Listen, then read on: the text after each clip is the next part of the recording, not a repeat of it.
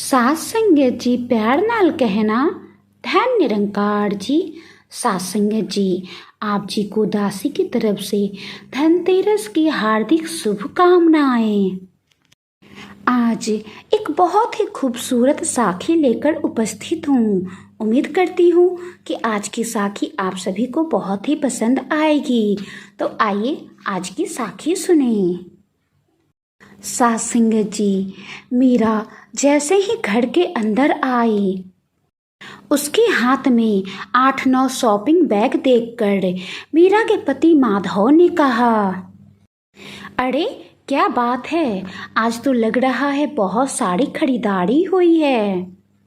जानता हूँ आज धनतेरस है, कुछ न कुछ खरीदा जाता है, लेकिन इसका मतलब क्या, आज तो लग रहा है तुमने पूरा बाजार ही खरीद कर घर पर लेकर आई हो।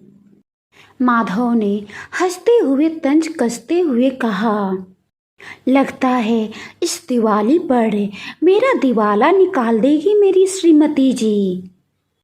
सात संगत जी, मीरा को अपने पति माधव की बात अच्छी नहीं लगी और उसने गुस्से में शॉपिंग बैग पटकते हुए कहा, मुझसे आपकी तरह कंजूसी नहीं होती। आज धनतेरस है और फिर दीपावली का त्यौहार है तो इतना खर्च तो होगा ही। त्यौहार कोई थोड़े रोज रोज आते हैं और आप हमेशा की तरह त्यौहार में भी कंजूसी नहीं किया कीजिए। माधव ने मीरा से कहा, अरे मैं कंजूसी नहीं करता, मैं बचत करता हूँ और मैं तुम्हें भी यही कहता हूँ कि कुछ बचत करो ताकि भविष्य में ये जो बचत है वो काम आ सके। और वैसे भी मैं कमाता किसके लिए हूँ, अपने परिवार के लिए ही। आज हम किराए के घर पर रह रहे हैं, कुछ बचत करेंगे तभी तो हम एक अपना घर ले पाएंगे, बच्चों का अच्छा भविष्य बना पाएंगे। अच्छा छोड़ो ये सब बातें, आज धनतेरस का दिन है, आज मन नहीं खराब करो, चलो दिखाओ क्या क्या आज तुमने खरीदारी की है। माँ, बाऊजी और दोनों बच्चों को मैं आवाज़ लगाता हूँ, वो दोनों भी आकर देखेंगे क्या क्या तुम उनके लिए लेकर आई हो। तब मीरा ने अपने पति माधव से कहा, माधव बच्चों को आवाज़ देकर बुलाओ, मम्मी पापा को आवाज़ मत दो, उन्हें अपने कमरे में आराम करने दो, क्योंकि मैं उनके लिए कुछ खरीद कर नहीं लेकर आई हूँ। वैसे भी उनकी अब उम्र हो चुकी है, इस उम्र में वो नए कपड़े या सोने के गहने करेंगे क्या। वैसे भी उनके पास बहुत सारे कपड़े हैं और जो है वही नहीं पहन पाते। मीरा ने अपने पति माधव को रोकते हुए कहा और बच्चों को आवाज़ देकर बुलाने लगी। माधव को ये बात अच्छी नहीं लगी कि आज धनतेरस के दिन घर के सभी सदस्य के लिए कुछ न कुछ आया है, लेकिन उसके माता पिता के लिए ही कुछ नहीं आया है।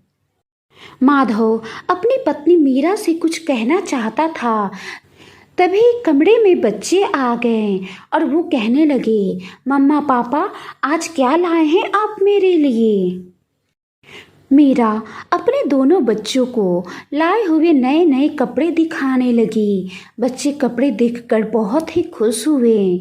मीरा अपने पति माधव के लिए भी नए कपड़े लेकर आई थी। उसने अपने पति माधव को नए कपड़े दिए, लेकिन माधव उन कपड़ों को देखकर खुश नहीं हुआ। तब मीरा ने कहा, क्या हुआ, क्या आपको कपड़े पसंद नहीं आए? अगर पसंद नहीं आए तो बता दीजिएगा, मैं कल मार्केट जाके चेंज कर दूंगी। सात संगत जी, तब तक माधव और मीरा के दोनों बच्चों ने सारे शॉपिंग बैग्स खोल डाले, लेकिन उन दोनों को अपने दादी माँ और दादाजी के लिए कोई गिफ्ट्स नज़र नहीं आए। तब उन दोनों बच्चों ने अपनी माँ से पूछा, मम्मा, दादी माँ और दादाजी के लिए क्या लाई हो आप? इतने सारे गिफ्ट्स हैं, लेकिन इनमें तो दादी माँ और दादाजी के लिए कोई गिफ्ट्स ही नज़र नहीं आ रहे हैं। मीरा अपने बच्चों पर गुस्साते हुए बोली, अरे बच्चों, दादी माँ और दादाजी को अब कपड़ों की कोई ज़रूरत नहीं है, इसीलिए मैं उनके लिए कोई कपड़े नहीं लाई। तब मीरा के बड़े बेटे ने कहा, मम्मा, आप ये क्या कह रही हो? कपड़े खरीदने की कोई ज़रूरत नहीं है। आज ही दादाजी मुझसे पूछ रहे थे कि अरे बेटा, तुम लोग कपड़े खरीदने कब जा रहे हो? मुझे भी अपने लिए और तुम्हारी दादी माँ के लिए नए कपड़े खरीदने हैं। ना जाने कितने समय हो गए हमने नए कपड़े नहीं खरीदे और ना ही नए कपड़े पहने हैं। जो कपड़े रखे हुए रहते हैं वही पहनते हैं। बेटा, तुम्हारी माँ तो हमेशा यही कह देती है कि आप लोगों को नए कपड़ों की क्या ज़रूरत है, और वो कभी भी दीपावली के मौके पर हम लोगों के लिए कपड़े नहीं लाती है। लेकिन इस बार मैंने कुछ पैसे जोड़ कर रखे हैं ताकि मैं अपने लिए और तुम्हारी दादी माँ के लिए कुछ नए कपड़े लाऊं।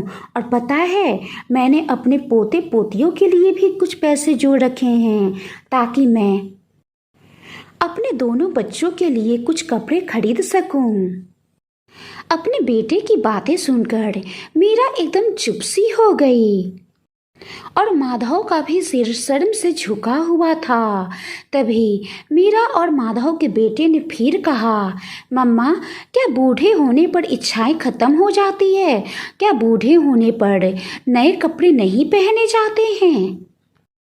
तब तो मम्मा, आप और पापा भी जब बूढ़े हो जाओगे तो मैं भी आपके लिए कोई गिफ्ट्स नहीं लेकर आऊँगा, कोई नए कपड़े नहीं लाऊंगा, क्योंकि बूढ़े होने पर तो इच्छाएं खत्म हो जाती हैं।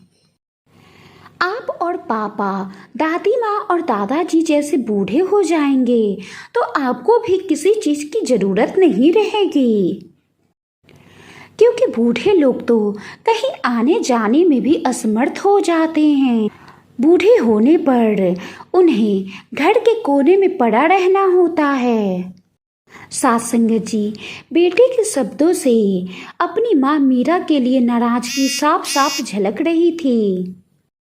तभी माधव ने कहा, मीरा, तुमने तो मुझे माँ बाबूजी को बुलाने से रोक दिया, लेकिन अब तुम्हारे पास बच्चों के सवाल का जवाब है तो उन्हें जवाब दो।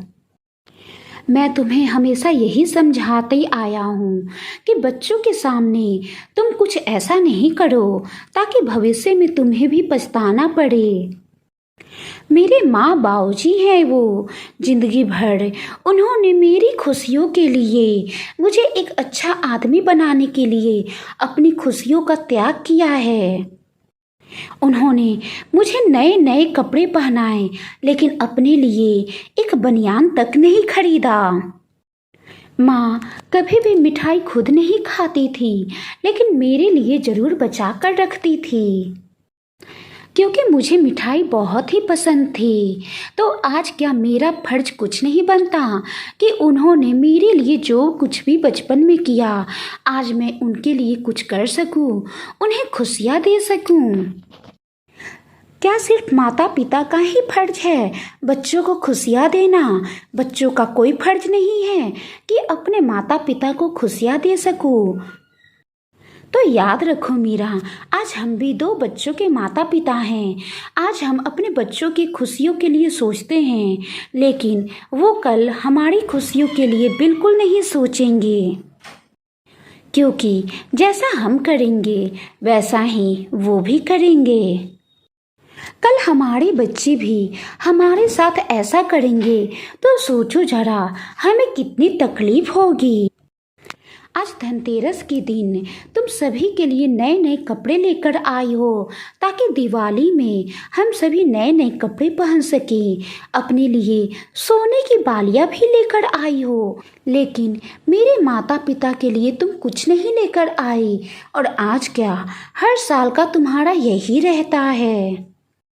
सासंग जी, मीरा को अपनी गलती का पछतावा था और उसने अपने पति माधव और अपने दोनों बच्चों से कहा, सॉरी, मुझसे बहुत बड़ी गलती हो गई। मुझे लगा वो तो कहीं आते जाते नहीं, तो उन्हें नए कपड़ों की क्या ज़रूरत, बस इसीलिए नहीं लाई। लेकिन मुझे अपनी गलती पता चल गई है, मुझे अपनी गलती का एहसास हो गया है। इसीलिए मैं कल ही मार्केट जाके तुम्हारे दादाजी और दादी माँ के लिए नए नए कपड़े लेकर आऊँगी और इस बार दिवाली में हम सब नए नए कपड़े पहनकर साथ में दीप जलाएंगे। और आज से मैं वादा करती हूँ, अब से मैं सबसे पहले माँ और बाबूजी का ध्यान रखूँगी। अगले दिन मीरा मार्केट अपने सास ससुर के लिए नए कपड़े लाने के लिए गई और उनका पसंदीदा कपड़ा खरीदा। उस समय उनके चेहरे की खुशी देखते ही बन रही थी और उनकी खुशी देखकर माधव और दोनों बच्चे बहुत ही खुश हो रहे थे। दिवाली के दिन भी मीरा ने अपने सास ससुर से पूछकर उनका मनपसंद का खाना बनाया। सास ससुर भी अपनी बहू मीरा के व्यवहार से बहुत ही खुश हुई और उन पर आशीर्वाद की बौछार कर दी। सबने मिलकर दिवाली का त्यौहार खुशी खुशी मनाया। सासंग जी, परिवार में बुजुर्गों का भी ध्यान रखना चाहिए। कल को आप भी जब बुजुर्ग होंगे तो आपके बच्चे भी वही कहानी दोहराएंगे जो आपने किया है, क्योंकि जो बोएंगे वो पाएंगे। सासंग जी, आज की साखी के बारे में आपकी क्या राय है? कमेंट बॉक्स में ज़रूर बताइएगा। साखी अच्छी लगी हो तो लाइक करें, शेयर ज़रूर करें। सासंग जी, आप सभी को एक बार फिर धनतेरस की हार्दिक शुभकामनाएं। प्यार से कहना, धन निरंकार जी।